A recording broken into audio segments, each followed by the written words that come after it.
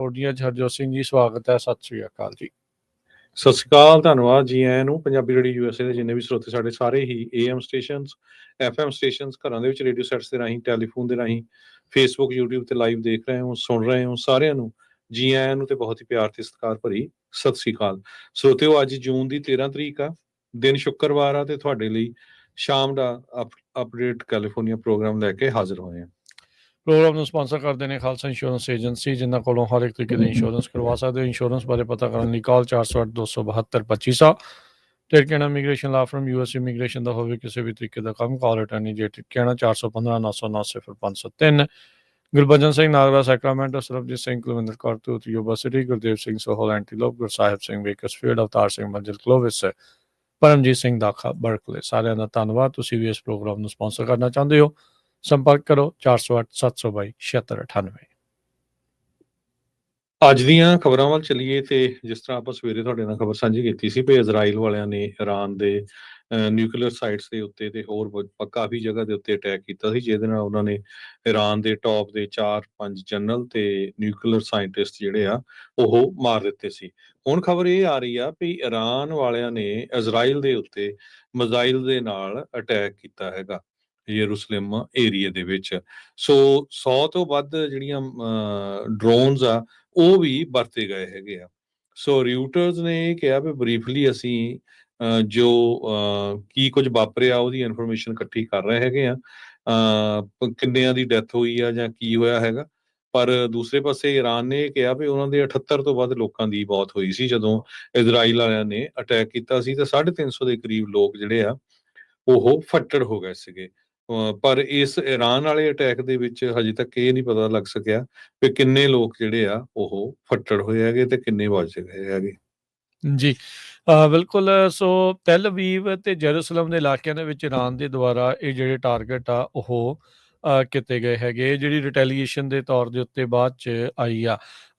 Iranian media report ਕਰ ਰਹੀ ਆ ਵੀ ਤਹਿਰਾਨ ਦੇ ਏਅਰਪੋਰਟ ਦੇ ਉੱਤੇ ਅੱਗ ਜਿਹੜੀ ਆ ਉਹ ਦੇਖੀ ਗਈ ਆ। ਸੋ ਇਸ ਦੀ ਜਵਾਬੀ ਕਾਰਵਾਈ ਇਜ਼ਰਾਈਲ ਨੇ ਵੀ ਮੁੜ ਦੁਬਾਰਾ ਜਿਹੜੀ ਉਹ ਕਰਨਗੇ। ਜੇ ਨਹੀਂ ਸ਼ੁਰੂ ਕੀਤੀ ਤਾਂ ਉਹਨਾਂ ਨੇ ਕਾਰੀ ਜਿਹੜੀ ਉਹ ਦੇਣੀ ਹੈ। ਕਹਿੰਦੇ ਵੀ ਕੁਛ ਇੰਜਰੀਜ਼ ਜਿਹੜੀਆਂ ਆ ਉਹ ਇਜ਼ਰਾਈਲ ਦੇ ਵਿੱਚ ਰਿਪੋਰਟ ਹੋਈਆਂ, ਜਿਹੜੀਆਂ ਇਰਾਨੀਅਨ ਮਿਜ਼ਾਈਲਸ ਆ ਉਹ ਆਇਰਨ ਡੋਮ ਨੂੰ ਭੇਦ ਕੇ ਵੀ ਜਿਹੜੀਆਂ ਅੰਦਰ ਆਣ ਡਿੱਗੀਆਂ ਹੈਗੀਆਂ ਆ। ਸੋ ਮਿਜ਼ਾਈਲਸ ਜਿਹੜੀਆਂ ਇਜ਼ਰਾਈਲ ਦੇ ਉੱਤੇ ਜਿਹੜੀਆਂ ਪਹੁੰਚ ਚੁੱਕੀਆਂ। US ਦੇ ਜਿਹੜੇ ਅਧਿਕਾਰੀ ਆ ਤੇ ਜਿਹੜੇ ਪ੍ਰੈਜ਼ੀਡੈਂਟ ਟਰੰਪ ਆ, ਉਹਨਾਂ ਨੇ ਇਹ ਕਿਹਾ ਵੀ ਵੀ ਨੋ ਐਵਰੀਥਿੰਗ, ਵੀ ਸਾਨੂੰ ਸਾਰਾ ਕੁਛ ਜਿਹੜਾ ਉਹ ਪਤਾ ਸੀਗਾ ਜਿਸ ਤਰੀਕੇ ਦੇ ਨਾਲ ਇਜ਼ਰਾਈਲ ਦੇ ਦੁਆਰਾ ਈਰਾਨ ਉੱਤੇ ਹਮਲਾ ਜਿਹੜਾ ਉਹ ਕੀਤਾ ਗਿਆ ਆ।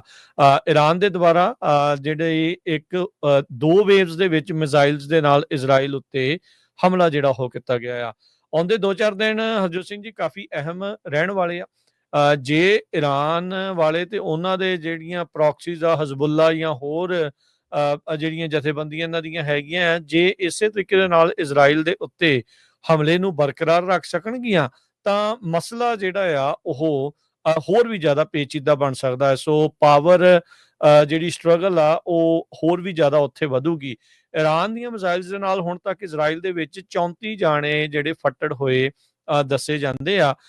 ਈਰਾਨ ਨੇ ਜਿਹੜਾ ਇਹ ਦਾਅਵਾ ਕੀਤਾ ਸੀਗਾ ਵੀ ਸਾਡੇ ਜਿਹੜੇ ਮਰਨ ਵਾਲੇ ਆ ਉਹਨਾਂ ਦੇ ਵਿੱਚ ਜਿਹੜੇ ਬਹੁਤੇ ਸਿਵਿਲੀਅਨ ਸੀਗੇ, ਜਿਨ੍ਹਾਂ 'ਚ ਬੱਚੇ ਤੇ ਔਰਤਾਂ ਵੀ ਜਿਹੜੀਆਂ ਉਹ ਸ਼ਾਮਿਲ ਸੀਗੀਆਂ। UN ਨੂੰ ਜਿਹੜੇ ਈਰਾਨ ਦੇ ਐਂਬੈਸਡਰ ਆ ਉਹਨਾਂ ਨੇ ਉੱਥੇ ਦਾਅਵਾ ਕੀਤਾ ਵੀ 78 ਲੋਕ ਜਿਹੜੇ ਉਹ ਮਾਰੇ ਗਏ ਹੈਗੇ ਆ। ਸੋ ਇਹ ਜਿਹੜੇ ਐਂਬੈਸਡਰ ਆ ਉਹ ਉੱਥੇ ਬੋਲੇ ਆ। ਉਧਰ ਇਜ਼ਰਾਈਲ ਦੇ ਦੁਆਰਾ ਵੀ ਜਿਹੜੇ ਹਮਲੇ ਆ ਉਹਨਾਂ ਨੂੰ ਉਸੇ ਤਰੀਕੇ ਦੇ ਨਾਲ ਤੇਜ਼ ਰੱਖਿਆ ਗਿਆ ਸੀ।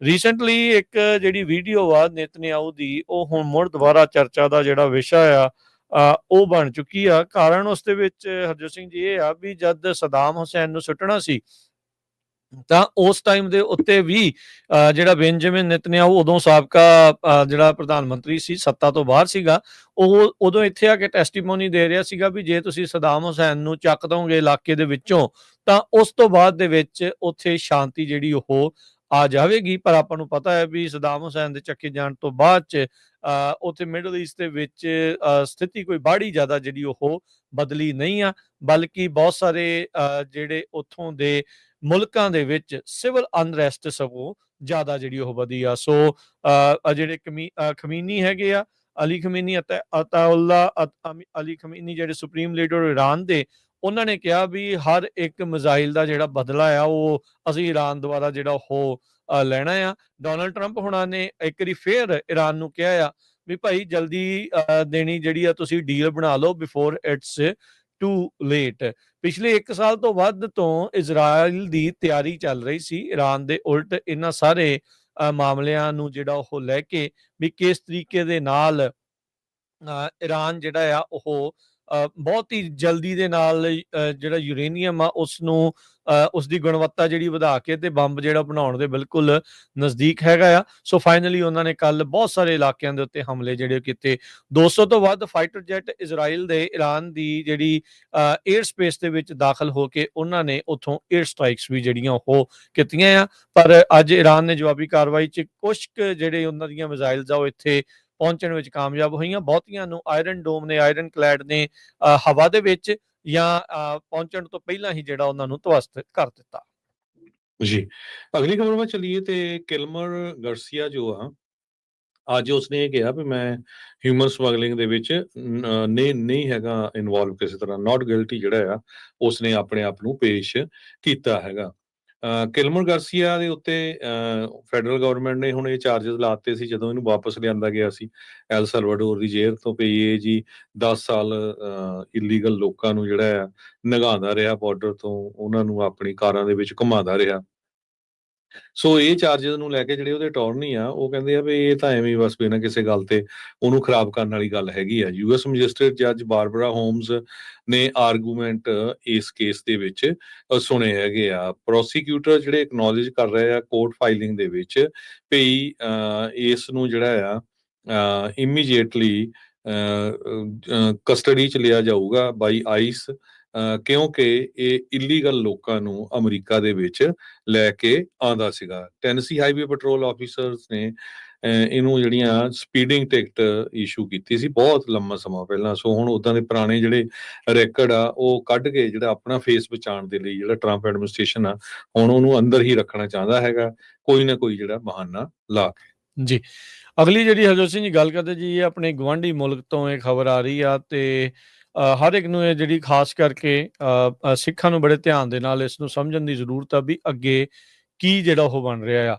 ਲਿਬਰਲ ਪਾਰਟੀ ਦੇ ਐਮਪੀ ਜਿਸ ਨੂੰ ਸਿੱਖਾਂ ਨੇ ਬਹੁਤ ਸਪੋਰਟ ਕੀਤੀ ਕਿਉਂਕਿ ਟਰੂਡੋ ਇਸੇ ਹੀ ਪਾਰਟੀ ਸੀ, ਟਰੂਡੋ ਨੇ ਸਟੈਂਡ ਲਿਆ ਸੀ ਸਿੱਖਾਂ ਦੇ ਲਈ ਤੇ ਉਹਨਾਂ ਨੇ ਵੀ ਕਾਫੀ ਸਪੋਰਟ ਕੀਤੀ, ਜਿੱਤੇ ਵੀ ਉਹਨਾਂ ਦੇ ਕਾਫੀ ਜਿਹੜੇ ਐਮਪੀ ਆ। ਹੁਣ ਕਹਿੰਦੇ ਵੀ ਇੰਡੀਆ ਤੇ ਕੈਨੇਡਾ ਦੇ ਰਿਸ਼ਤਿਆਂ ਦੇ ਵਿੱਚ ਇੱਕ ਵਾਰੀ ਫਿਰ ਨਰਮਤਾ ਦੇਖਣ ਨੂੰ ਮਿਲ ਰਹੀ ਆ। ਅੱਜ ਜਿਹੜੇ ਦੋਨਾਂ ਮੁਲਕਾਂ ਦੇ ਦੁਆਰਾ ਇਹ ਚੀਜ਼ ਦੱਸੀ ਗਈ ਆ ਵੀ ਉਹਨਾਂ ਦੋਨਾਂ ਮੁਲਕਾਂ ਨੇ ਟੈਰਰਿਜ਼ਮ ਇੰਟੈਲੀਜੈਂਸ ਜਿਹੜੀ ਉਹ ਸ਼ੇਅਰ ਕਰਨ ਦੇ ਲਈ ਸਮਝੌਤਾ ਦੋਨਾਂ ਮੁਲਕਾਂ ਦੇ ਵਿੱਚ ਹੋਇਆ ਆ। ਓਟਾਵਾ ਦਾ ਜਿਹੜਾ ਰਿਲੇਸ਼ਨਸ਼ਿਪ ਆ ਨਵੀਂ ਦਿੱਲੀ ਦੇ ਨਾਲ, ਜਿਹੜਾ ਡਿਪਲੋਮੈਟਿਕ ਸਪੈਟ ਇਸ ਤੋਂ ਪਹਿਲਾਂ ਜਿਹੜਾ ਉਹ ਹੋਇਆ ਸੀ, ਉਸ ਤੋਂ ਬਾਅਦ ਦੇ ਵਿੱਚ ਦੁਬਾਰਾ ਰੀਸੈਟ ਕਰਨ ਦੀਆਂ ਜਿਹੜੀਆਂ ਗੱਲਾਂ ਆ ਉਹ ਚੱਲ ਰਹੀਆਂ। ਕੈਨੇਡਾ ਦੀ ਧਰਤੀ ਤੇ ਕੈਨੇਡੀਅਨ ਸਿਟੀਜ਼ਨ ਨੂੰ ਗੁਰਦੁਆਰਾ ਸਾਹਿਬ ਦੇ ਵਿੱਚ ਅਸੈਸੀਨੇਟ ਕਰ ਦਿੱਤਾ ਜਾਂਦਾ ਆ। ਕੈਨੇਡਾ ਦੀਆਂ ਟੌਪ ਦੀਆਂ 3-4 ਪਾਰਟੀਆਂ ਦੇ ਜਿਹੜੇ ਨੈਸ਼ਨਲ ਲੀਡਰ ਜਗਮੀਤ ਸਿੰਘ ਨੂੰ ਅਸੈਸੀਨੇਟ ਕਰਨ ਦੀਆਂ ਜਿਹੜੀਆਂ ਕੋਸ਼ਿਸ਼ਾਂ ਦੇ ਵਿੱਚ ਇੰਡੀਅਨ ਏਜੰਟਸ ਪਿੱਛੇ ਲੱਗੇ ਹੋਏ ਸੀਗੇ, ਇਸ ਦਾ ਖੁਲਾਸਾ ਹੁੰਦਾ ਆ। ਉਸ ਦੇ ਬਾਵਜੂਦ ਭਾਰਤੀ ਜਿਹੜੇ ਆ ਜਿਨ੍ਹਾਂ ਦੀ ਸਰਕਾਰ ਦੇ ਏਜੰਟਸ ਦੇ ਉੱਤੇ ਦੋਸ਼ ਲੱਗ ਰਹੇ ਆ, ਉਹਨਾਂ ਨੂੰ ਸੱਦਾ ਦਿੱਤਾ ਜਾਂਦਾ ਹੈ G7 ਦੇ ਵਿੱਚ ਤੇ ਹੁਣ ਦੋਨਾਂ ਮੁਲਕਾਂ ਦੇ ਵਿੱਚ ਇੰਟੈਲੀਜੈਂਸ ਸ਼ੇਅਰ ਕਰਨ ਦੀ ਜਿਹੜੀ ਡੀਲ ਆ ਉਹ ਜਿਹੜੀ ਉਹ ਸਾਹਮਣੇ ਆਈ ਆ। ਬਹਾਨਾ ਇਸ ਦੇ ਵਿੱਚ ਆ, ਕਹਿੰਦੇ ਵੀ ਜਿਹੜਾ ਇੰਟਰਨੈਸ਼ਨਲ ਕ੍ਰਾਈਮ ਤੇ ਐਕਸਟ੍ਰੀਮਿਜ਼ਮ ਜੋ ਲਗਾਤਾਰ ਵੱਧ ਰਿਹਾ ਆ ਉਹਦੇ ਚੱਲਦਿਆਂ ਜਿਹੜਾ ਆ ਕਹਿੰਦੇ ਵੀ ਆਪਸ ਦੇ ਵਿੱਚ ਇਹ ਸਮਝੌਤਾ ਜਿਹੜਾ ਉਹ ਕੀਤਾ ਜਾ ਰਿਹਾ ਆ। ਇਹ ਜਿਹੜੀ ਨਵੀਂ ਰਿਪੋਰਟ ਆ ਬਲੂਮਬਰਗ ਨੇ ਹੁਣੇ ਕੁਝ ਸਮਾਂ ਪਹਿਲਾਂ ਜਿਹੜੀ ਆ ਉਹ ਪੇਸ਼ ਜਿਹੜੀ ਉਹ ਕੀਤੀ ਆ, ਉਹ ਜਿਹੜੀ ਉਹ ਦੱਸੀ ਆ ਵੀ ਇੰਡੀਆ ਤੇ ਕੈਨੇਡਾ ਡੀਲ ਜਿਹੜੀ ਉਹਨਾਂ ਦੀ ਸਮਝੌਤਾ ਜਿਹੜਾ ਉਹ ਹੋ ਚੁੱਕਾ ਆ। ਟੈਰਰਿਜ਼ਮ ਤੇ ਕ੍ਰਾਈਮ ਦੇ ਮਾਮਲੇ ਦੇ ਵਿੱਚ ਜਿਹੜੀ ਇੰਟੈਲੀਜੈਂਸ ਆ ਉਸ ਨੂੰ ਸ਼ੇਅਰ ਕੀਤਾ ਜਾਊਗਾ। ਸਭ ਨੂੰ ਹੀ ਪਤਾ ਆ ਵੀ ਇੰਡੀਆ ਵਾਲੇ ਟੈਰਰਿਜ਼ਮ ਵਾਲਾ ਕਿਸ ਤਰੀਕੇ ਦੇ ਨਾਲ, ਕਿਹੜੇ ਨਾਮ ਦੇ ਨਾਲ, ਕਿੰਨਾਂ ਦੇ ਉੱਤੇ ਜਿਹੜੇ ਉਹ ਟੈਰਰਿਜ਼ਮ ਦੇ ਜਿਹੜੇ ਦੋਸ਼ ਆ ਉਹ ਲਗਾਉਂਦੇ ਹੈਗੇ ਆ। ਸੋ 2023 ਦੇ ਵਿੱਚ ਭਾਈ ਨਿੱਜਰ ਹੋਣਾ ਦੀ ਅਸੈਸੀਨੇਸ਼ਨ ਹੁੰਦੀ ਆ ਤੇ ਉਸ ਤੋਂ ਬਾਅਦ ਕੁਝ ਸਾਲਾਂ ਦੇ ਵਿੱਚ ਆਪਾਂ ਕਹਿ ਸਕਦੇ ਹਾਂ ਵੀ ਕੈਨੇਡਾ ਇੰਡੀਆ ਦੇ ਨਾਲ ਆਪਣੇ ਜਿਹੜੇ ਰਿਲੇਸ਼ਨ ਆ ਉਹਨਾਂ ਨੂੰ ਫਿਰ ਮਜ਼ਬੂਤੀ ਕਰਨ ਵੱਲ ਨੂੰ ਜਿਹੜਾ ਉਹ ਵੱਧ ਰਿਹਾ ਆ। ਸਿੱਖਾਂ ਨੇ ਅਜੇ ਕੱਲ੍ਹ ਹੀ ਆਪਾਂ ਸਵੇਰੇ ਵੀ ਖਬਰ ਕਰਕੇ ਹਟੇ ਆ ਵੀ ਵਰਲਡ ਸਿੱਖ ਆਰਗੇਨਾਈਜੇਸ਼ਨ ਦੇ ਦੁਆਰਾ ਇੱਕ ਪ੍ਰੈਸ ਕਾਨਫਰੰਸ ਕੀਤੀ ਗਈ, ਵਧੀਆ ਗੱਲਾਂ ਉਹਨਾਂ ਨੇ ਕੀਤੀਆਂ, ਐਮਫਸਾਈਜ਼ ਕੀਤਾ ਵੀ ਕਿੱਦਾਂ ਟਰਾਂਸਨੈਸ਼ਨਲ ਕ੍ਰਾਈਮ ਸਿੰਡੀਕੇਟ ਜਿਹੜੇ ਗੈਂਗਸਟਰਸ ਆ ਉਹ ਇੱਥੇ ਵਰਕ ਕਰ ਰਹੇ ਆ ਇੰਡੀਅਨ ਜਿਹੜੇ ਏਜੰਟਸ ਦੇ ਜਿਹੜੇ ਇੱਕ ਹਿਸਾਬ ਦੇ ਨਾਲ ਤੌਰ ਤੇ ਹੁਣ ਉਹਨਾਂ ਦੇ ਨਾਲ ਹੀ ਜਿਹੜਾ ਆ ਇੱਕ ਇੰਟੈਲੀਜੈਂਸ ਸ਼ੇਅਰਿੰਗ ਦਾ ਜਿਹੜਾ ਸਮਝੌਤਾ ਆ ਉਹ ਕੈਨੇਡਾ ਤੇ ਇੰਡੀਆ ਦੇ ਦਰਮਿਆਨ ਹੋਣ ਜਾ ਰਿਹਾ ਹੈਗਾ ਆ। ਆਵਾਜ਼ ਨਹੀਂ ਆ ਰਹੀ ਜੀ ਹਰਜੋਤ ਸਿੰਘ ਜੀ, ਆਵਾਜ਼ ਨਹੀਂ ਆ ਰਹੀ। ਨੋ ਕਿੰਗਸ ਦੇ ਪ੍ਰੋਟੈਸਟ ਕੱਲ ਨੂੰ ਹੋਣੇ ਹੈਗੇ ਆ, ਸ਼ਨੀਚਰਵਾਰ ਨੂੰ, ਤੇ ਪੂਰੇ ਅਮਰੀਕਾ ਦੇ ਵਿੱਚ ਕਹਿੰਦੇ ਵੀ ਹਜ਼ਾਰਾਂ ਨਹੀਂ ਲੱਖਾਂ ਦੀ ਗਿਣਤੀ ਦੇ ਵਿੱਚ ਇਸ ਪ੍ਰੋਟੈਸਟ ਦੇ ਵਿੱਚ ਹਿੱਸਾ ਲੈ ਰਹੇ ਆ। ਐਗਜ਼ੈਕਟਲੀ ਸੇਮ ਟਾਈਮ ਦੇ ਉੱਤੇ ਪ੍ਰੈਜ਼ੀਡੈਂਟ ਟਰੰਪ ਹੋਣੀ ਮਿਲਟਰੀ ਪਰੇਡ ਨੂੰ ਅਟੈਂਡ ਕਰਨਗੇ, ਜੋ ਕਿ ਸੈਲੀਬ੍ਰੇਟ ਕਰ ਰਹੀ ਆ 250ਵੀਂ ਐਨੀਵਰਸਰੀ US ਆਰਮੀ ਦੀ ਵਾਸ਼ਿੰਗਟਨ DC ਦੇ ਵਿੱਚ, ਤੇ ਨਾਲ ਦੀ ਨਾਲ ਇਹ ਕੋਇਨਸਾਈਡ ਕਰਦੀ ਹੈਗੀ ਪ੍ਰੈਜ਼ੀਡੈਂਟ ਡੋਨਲਡ ਟਰੰਪ ਉਹਨਾਂ ਦਾ 79ਵਾਂ ਜਨਮ ਦਿਨ। ਨੇਸ਼ਨ ਵਾਈਡ ਡੇ ਆਫ ਡਿਫਾਈਂਸ ਇਹਨੂੰ ਜਿਹੜਾ ਦੱਸਿਆ ਗਿਆ ਹੈਗਾ, ਜੋ ਡੈਮੋਨਸਟ੍ਰੇਸ਼ਨਸ ਪਲਾਨ ਕਰ ਰਹੇ ਹੈਗੇ ਆ। ਕਹਿੰਦੇ ਵੀ ਸਿਟੀ ਬਲਾਕਸ ਤੋਂ small town, court houses, community parks, ਜਿੱਥੇ ਵੀ ਟਾਈਮ ਮਿਲੂਗਾ, ਜਿੱਥੇ ਵੀ ਲੋਕੇਸ਼ਨ ਮਿਲੂਗੀ, ਉੱਥੇ ਇਹ ਜਿਹੜੇ ਪ੍ਰੋਟੈਸਟ ਕੀਤੇ ਜਾਊਗੇ। ਬੇ ਏਰੀਏ ਦੇ ਵਿੱਚ ਵੀ ਸੈਨ ਫਰਾਂਸਿਸਕੋ, ਓਕਲੈਂਡ, ਸੈਨੋਜ਼ੇ, ਇਹ ਸਾਰੇ ਸ਼ਹਿਰਾਂ ਦੇ ਵਿੱਚ, ਸਨੋਮਾ ਕਾਉਂਟੀ 'ਚ, ਗਿਲਰਾਏ, ਸੈਂਤਾ ਕਰੂਜ਼ ਕਾਉਂਟੀ ਦੇ ਵਿੱਚ ਜਿਹੜੇ ਇਹ ਪ੍ਰੋਟੈਸਟ ਹੋਣ ਜਾ ਰਹੇ ਹੈਗੇ ਆ। ਤੇ ਸਾਰੇ ਹੀ ਪ੍ਰੋਟੈਸਟਰਸ ਦੇ ਜਿਹੜੇ ਆਰਗੇਨਾਈਜ਼ਰਸ ਆ ਉਹ ਕਾਲ ਕਰ ਰਹੇ ਵੀ ਪੀਸਫੁਲ ਗੈਦਰਿੰਗ ਰਹਿਣੀ ਚਾਹੀਦੀ ਆ, ਕਿਸੇ ਤਰ੍ਹਾਂ ਦੀ ਜਿਹੜੀ ਵਾਇਲੈਂਸ ਆ ਉਹ ਨਹੀਂ ਹੋਣੀ ਚਾਹੀਦੀ। ਇਸੇ ਤਰ੍ਹਾਂ ਫ੍ਰਿਜ਼ਨੋ ਦੇ ਵਿੱਚ ਵੀ ਪ੍ਰੋਟੈਸਟ ਹੋ ਰਹੇ ਹੈਗੇ ਆ ਸ਼ਨੀਚਰਵਾਰ ਨੂੰ। ਤੇ ਦੂਸਰੇ ਪਾਸੇ ਇਹ ਵੀ ਖਬਰ ਆ ਰਹੀ ਆ ਵੀ US ਮਰੀਨਸ ਨੇ ਇੱਕ ਸਿਵਲੀਅਨ ਨੂੰ ਅਰੈਸਟ ਕੀਤਾ ਲਾਸ ਐਂਜਲਸ ਦੇ ਵਿੱਚ, ਜੋ ਕਿ ਸਾਬਕਾ ਫੌਜੀ ਸੀ, ਮਾਰਕਾ ਲਿਓਏ ਕਰਕੇ ਉਹਦਾ ਨਾਮ ਦੱਸਿਆ ਗਿਆ ਹੈ। ਉਹ ਕਹਿੰਦਾ ਵੀ ਮੈਨੂੰ ਫੇਅਰਲੀ ਟਰੀਟ ਕੀਤਾ ਗਿਆ, ਮੈਨੂੰ ਅਰੈਸਟ ਕਰਕੇ ਜਿਹੜਾ ਆ ਵਾਪਸ ਜਿਹੜੀਆਂ ਸਿਵਲ ਅਥਾਰਟੀਜ਼ ਉਹਨਾਂ ਦੇ ਕੋਲ ਫੜਾ ਦਿੱਤਾ ਗਿਆ। ਉਹ ਕਹਿੰਦਾ ਵੀ ਮੈਂ ਤਾਂ ਪ੍ਰੋਟੈਸਟ ਕਰਨ ਵੀ ਨਹੀਂ ਆਇਆ ਸੀ, ਮੈਂ BA ਦਾ ਜਿਹੜਾ ਹਸਪੀਟਲ ਆ ਉਹਨੂੰ ਵਿਜ਼ਿਟ ਕਰਨ ਆਇਆ ਸੀ, ਤੇ ਪਰ ਉੱਥੇ ਪ੍ਰੋਟੈਸਟ ਲੱਗੇ ਚੱਲ ਰਹੇ ਸੀ ਤੇ ਉਸ ਚੱਕਰ ਦੇ ਵਿੱਚ ਹੀ ਉਹ ਜਿਹੜਾ ਅਰੈਸਟ ਹੋ ਗਿਆ। 200 ਤੋਂ ਵੱਧ US ਦੇ ਮਰੀਨਸ ਇਸ ਟਾਈਮ ਲਾਸ ਐਂਜਲਸ ਦੇ ਵਿੱਚ ਸ਼ਹਿਰ ਦੇ ਵਿੱਚ ਹੈਗੇ ਆ। ਕੁਝ ਮਰੀਨ ਹਜੇ ਵੀ ਜਿਹੜੇ ਬਾਹਰ ਸ਼ਹਿਰ ਤੋਂ ਰੱਖੇ ਗਏ ਹੈਗੇ ਆ। ਜੋ ਬੰਦਾ ਅਰੈਸਟ ਕੀਤਾ ਗਿਆ ਸੀ, ਲਿਓਨ ਕਰਕੇ ਉਹਦਾ ਨਾਂ ਦੱਸਿਆ ਗਿਆ ਹੈਗਾ, ਤੇ ਉਹ ਕਹਿੰਦਾ ਵੀ ਮੈਂ ਤਾਂ ਖੁਦ ਆਪ ਫੌਜੀ ਰਿਹਾ ਹੈਗਾ, ਸੋ ਮੈਨੂੰ ਗੁੱਸਾ ਵੀ ਨਹੀਂ ਵੀ ਜੇ ਉਹਨੇ ਮੈਨੂੰ ਅਰੈਸਟ ਵੀ ਕਰ ਲਿਆ ਹੈਗਾ ਤੇ ਮੈਨੂੰ ਟਰੀਟ ਵਧੀਆ ਕੀਤਾ, ਪਰ ਬਾਅਦ ਦੇ ਵਿੱਚ ਮੈਨੂੰ ਛੱਡ ਵੀ ਦਿੱਤਾ ਗਿਆ ਹੈਗਾ। ਜੀ ਬਿਲਕੁਲ। ਸੋ ਮਰੀਨਸ ਕਹਿੰਦੇ ਆ ਵੀ ਕੱਲ LA ਦੇ ਵਿੱਚ ਜਿਹੜੇ ਨੋ ਕਿੰਗਸ ਪ੍ਰੋਟੈਸਟ ਦੇ ਦਰਮਿਆਨ ਲੋਕਲ ਲਾ ਐਨਫੋਰਸਮੈਂਟ ਦੀ ਮਦਦ ਦੇ ਵਿੱਚ ਜਿਹੜੇ ਉਹ ਆਉਣਗੇ। ਸੋ ਕਹਿੰਦੇ ਵੀ 2000 ਤੋਂ ਵੱਧ ਸ਼ਹਿਰਾਂ ਦੇ ਵਿੱਚ ਅਮਰੀਕਾ 'ਚ ਇੱਥੇ ਜਿਹੜੇ ਪ੍ਰੋਟੈਸਟ ਆ ਉਹ ਉਲੀਕੇ ਗਏ ਹੈਗੇ ਆ। ਸੋ ਕਾਫੀ ਵੱਡੇ ਪੱਧਰ ਦੇ ਉੱਤੇ ਇਸ ਤਰੀਕੇ ਦੇ ਨਾਲ ਪ੍ਰੋਟੈਸਟ ਹੋਣ ਜਾ ਰਹੇ ਆ।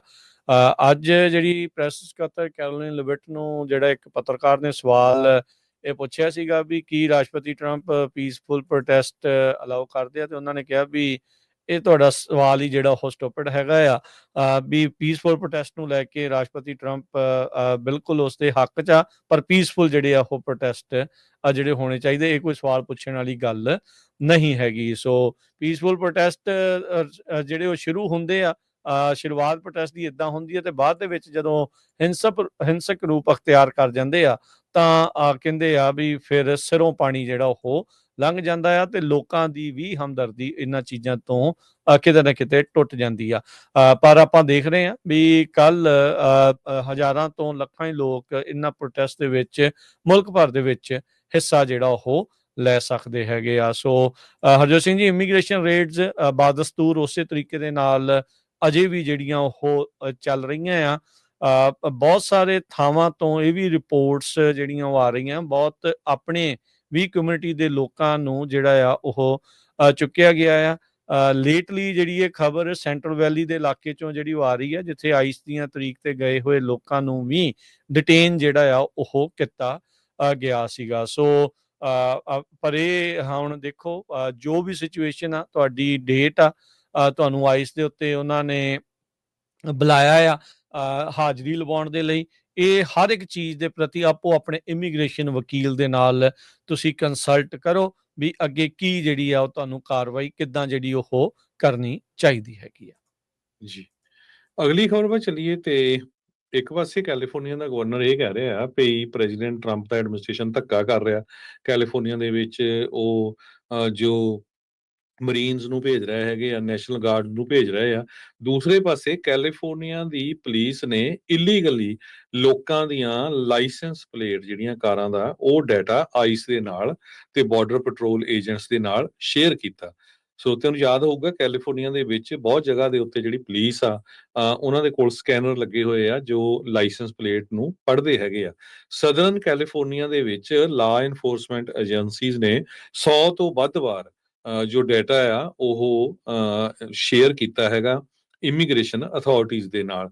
ਲਾਸ ਐਂਜਲਸ ਦੀ ਪੁਲਿਸ ਡਿਪਾਰਟਮੈਂਟ, ਸ਼ੈਰਿਫ ਡਿਪਾਰਟਮੈਂਟ, ਸੈਨ ਡੀਗੋ ਦੇ ਵਿੱਚ, ਔਰੇਂਜ ਕਾਉਂਟੀ, ਇਹਨਾਂ ਸਾਰਿਆਂ ਨੇ ਜਿਹੜੇ ਲਾਇਸੈਂਸ ਪਲੇਟ ਰੀਡਿੰਗਸ ਹੈਗੀਆਂ ਆ ਉਹ ਔਨ ਬਿਹਾਫ ਆਫ ਇਮੀਗ੍ਰੇਸ਼ਨ ਤੇ ਕਸਟਮ ਇਨਫੋਰਸਮੈਂਟ ਤੇ ਕਸਟਮ ਤੇ ਬਾਰਡਰ ਪ੍ਰੋਟੈਕਸ਼ਨ, ਇਹਨਾਂ ਸਾਰਿਆਂ ਦੇ ਨਾਲ ਇਹ ਸ਼ੇਅਰ ਕੀਤੀਆਂ ਹੈਗੀਆਂ।